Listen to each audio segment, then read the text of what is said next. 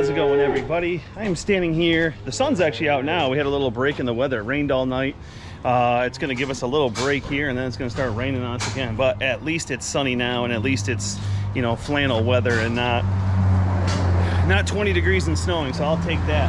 So anyway, last video, I got a couple comments. Actually, in the history, or sorry, the Q&A video, I got some questions on our heifer facility, our heifer freestyle here, and I got a couple of interesting questions. So but first, before I get into kind of the history of our and the evolution of our, how everything's kind of from start to where we are now with the heifer barn, I just want to answer a couple questions. I answered them in the comments, but sometimes it's better just to get a little explanation. Have the feed cart right here, getting ready to feed heifers. A couple people want to know, why don't I put extensions on here, bolt extensions. The one guy suggested wood, one guy suggested bolt metal extensions on here to hold it. The load that I usually get, that basically feeds one side, so that does a good job. If I were to bolt extensions on here, it would make it really, really close. As you can see right here, going under the pipeline, it would make it really, really close going under the pipeline. Still could make it, but where I couldn't make it is when I feed haylage, and when we eventually go back to the silo, I'm not going to be, if I put extensions on here, I'm not going to be able to getting it underneath the conveyor. This just fits underneath the conveyor as it is right now, so that wouldn't fit. Another thing is, when I load right here, you see I load at the end of the heifer shed. This is kind of opened up. My bucket will just have enough. I can't even tip it all the way down to get it in there. I just have enough to kind of go at like a 45-degree angle to get it in here. So why do I choose here? Couple reasons. I like this being under cover, so if it's snowing or raining or whatever, the cart is under cover. Dump it in, don't have to worry about it, and then I don't have to drive it through the mud or anything. I can just drive it right through the barn. I had another guy say I should get a bigger cart and then eliminate all that waste. Well, this just gets around our old barn comfortably, and a bigger cart I don't think would get around. It wouldn't be able to make the turns and stuff like that. As far as the waste goes, as you put it, another reason why I put it on the end right here, because what falls off the side gets fed to the heifers. There isn't waste. So I usually feed the cows before, the milk cows before I feed the heifers. So that's why I kind of do that. But anyway, hopefully that answers some questions. I appreciate everybody's suggestions and stuff like that. It's just, you know, we looked at some things too, and then, like I said, it's different when you look at the video or when you're here kind of working with the equipment. So I was just kind of explaining a little further in detail and showing a little further in detail. Like I said, I appreciate all the suggestions, but here's why that won't work, and here's why, you know, we do it the way we're doing it. This is actually temporary. Like I said, we're going to be going out of the silo, getting our silo and loader fixed. Excuse me. And then we're going to be feeding out of the silo, and we're not going to be feeding out of bags for the rest of the time. We put up 1 or 2 bags a year just for that transition for the silo. When we get done with the corn silage and that, you know, we clean it out, service the unloader and everything like that, and then start refilling it. And while we're waiting for, so while we're cleaning out and servicing it, we usually feed out of the bag. That way we still feed nice cured silage, not green silage. The cows will eat it, but they don't milk as well on freshly chopped green silage. You kind of need it to ferment a little bit there. So while we're cleaning out, servicing the silo, we switch over to the bag for about a month. That gives us enough time to start filling the silo, and we feed out of there. So anyway, enough talk. Let's get into the history of this heifer shed. So got them all fed. So let's talk about the origins of this and how this building kind of started. I'm gonna flip back to an old video I did a couple years ago. Right? Was it last year or 2 years ago? They're all kind of going together now, but it's the history of the farm. Let's start off by saying, first off, I said this in the last video, or 2 videos ago, there's a penny right here nailed into the wall that says 1964. So this started off, I'm gonna have my dad do the explaining from that video, but this started off as a garage. There wasn't, you know, and it didn't go all the way down here. You can kind of see the old track system for the garage doors right there, and I believe it stopped right here. So Yeah, this started off as a garage, and I'll have my dad kind of take it from me. You can see the joint in the concrete right here, where this is where the end of the building, and this is where they kind of extended it, so on and so forth. So yeah, let me drop this clip in from an old video my dad will talk about when it was a garage. Yeah, that's the original machine shed.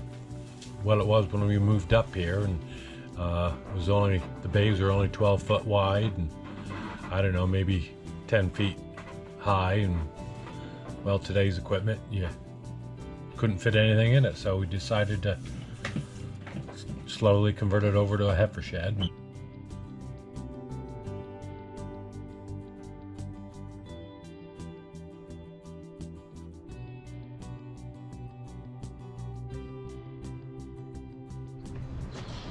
So then after my parents turned this into a heifer shed, they wanted to update it a little bit. So they poured this little pad right here, and there was actually a small grain bin that sat right here.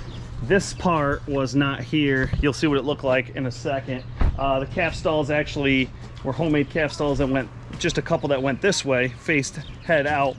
And then this part right here for these first 3 small groups used to be just like a little outside part that they could go out to. And I'll show you that here right now, show you how that looked.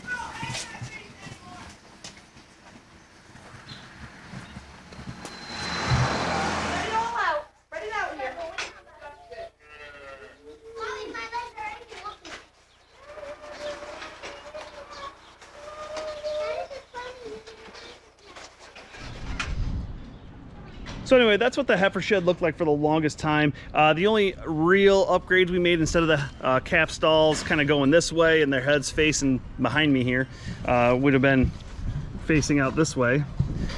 We kind of made them, turned them around, and we made 8 stalls. I'll show a picture right here of what they look like. And it kind of had the current shape. So basically, this was the end of the barn. As you can see in the video right there, the doors were shut at the end. So you had doors here, doors here, doors there. The only thing about that is it made it really, really stuffy. That's why we ended up getting rid of the doors, so you got better airflow. And now you see we have curtains and everything on each side there too, that we can bring the curtains up and down. When we start getting into spring and summertime, we'll drop those curtains and really get some airflow going through there. But anyway, so you saw where they had this little open area. If we were to come in here and clean these girls out, I'd have to kick them outside, shut the door. It just started turning into a muddy mess out there. And you didn't want to scoop it up and put it in the manure spreader because you had a lot of gravel and rocks in there too. So what we decided to do was to do this like you see before you. You've seen it in other videos. So we went onto the roof joists and extended them out and made this bedding pack area. And that's just made it so nice to, when you're working in here. For these first 3 groups, these smaller groups, like I say, the calves go in the calf stalls. You have the first group, when they're 3 months old, can jump into that group. Then they're in an open group from like 3 to 6. The middle group there is 6 to 9. Then they're in here from 9 to 12. When they're a year old, they'll go over to the bigger group. They have stalls instead of a bedding pack. It kind of gets them used to a stall. And then so on and so forth.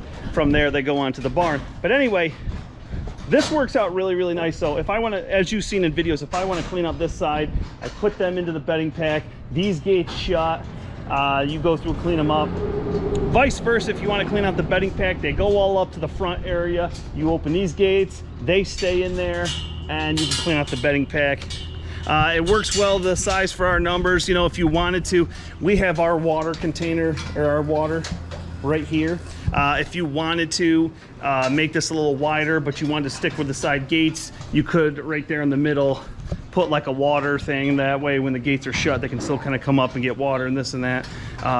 Whatever, there's different ways of stretching this out and making this work for a little bigger operation. So but that's basically the our heifer shed. It works really well. Here's some pictures of putting everything together.